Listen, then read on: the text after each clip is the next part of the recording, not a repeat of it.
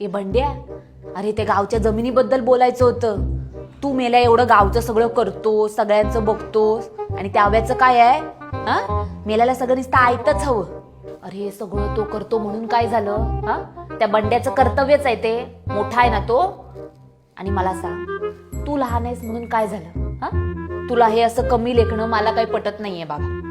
आणि असं कमी लेखता लेखता तुला गावची जमीन कमी दिली म्हणजे? मी तर म्हणते तुला 5 गुंठे जमीन घेतलीच पाहिजे.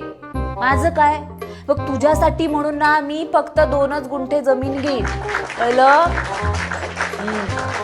हे बघ अव्या, तू 5 गुंठे जमीन घेतलीच पाहिजेस. माझं काय, तुझ्यासाठी म्हणून ना मी आपली 2 गुंठ्या जमिनीत समाधान मानायला तयार आहे, कळलं?